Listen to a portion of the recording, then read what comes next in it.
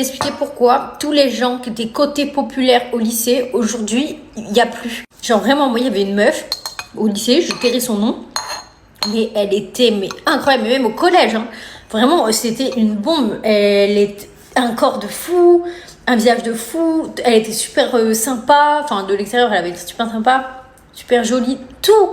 Ça a toujours été la plus belle je la connaissais de la primaire jusqu'à fin collège, ça a toujours été la meuf la plus belle. Au lycée, moi je suis allée dans une générale et elle, il me semble qu'elle est allée dans un cursus professionnel, donc du coup on s'est perdu de vue, mais je regardais encore ses photos sur Insta et tout, enfin genre vous connaissez quoi, on prend toujours des nouvelles des gens avec qui on était au lycée, on stalk. Et puis il fut un temps où j'arrête de stalker parce que j'ai ma vie.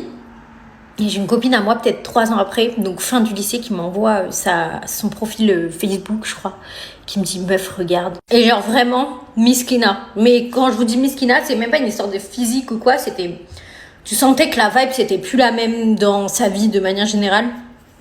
Et je me suis dit, mais comment c'est possible? Et c'est arrivé à toutes les meufs qui étaient populaires. D'ailleurs, il y en avait une. Elle était dans ma classe, donc elle a toujours été sympa, j'ai toujours été sympa avec elle, on n'était pas super... en fait, on n'était pas copines, mais on se connaissait, on se disait bonjour, on parlait de temps en temps. Et elle, j'ai pas compris, parce que quand j'avais fait les Marseillais la première année, donc je me souviens, je finis mon tournage, on nous rend nos téléphones, donc ça fait 1 mois et demi que j'avais pas de téléphone, mais du coup c'était déjà sorti partout que j'étais dans la saison des Marseillais, quoi. En fait, je regarde mes messages, et je vois cette fille-là m'avait envoyé des messages. Elle m'avait dit ouais tu vois t'es une grosse bip de télé nanana des trucs de fou, alors que on s'était jamais embrouillé elle et moi, il y avait jamais eu d'histoire.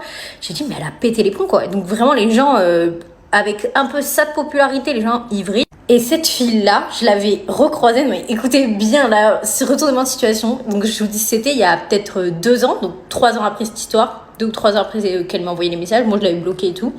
Et je vais au McDo, au drive, et je fais ma commande.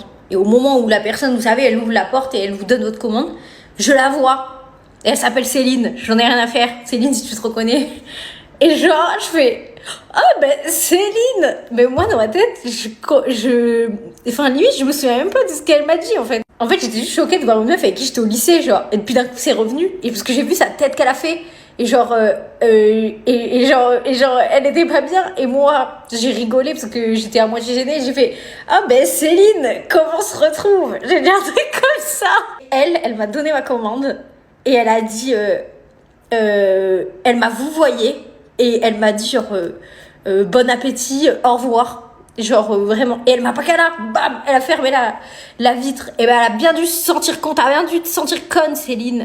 Et du coup, voilà, enfin ça a ni queue ni tête en fait comme story time, mais juste, pensez pas que quand vous nous insultez c'est juste derrière vos téléphones. Un jour on va se croiser vous et moi, et je vais vous dire ah bah tiens quand on se retrouve. Donc réfléchissez à 2 fois avant de nous insulter, avant qu'on vous croise. Est-ce que vous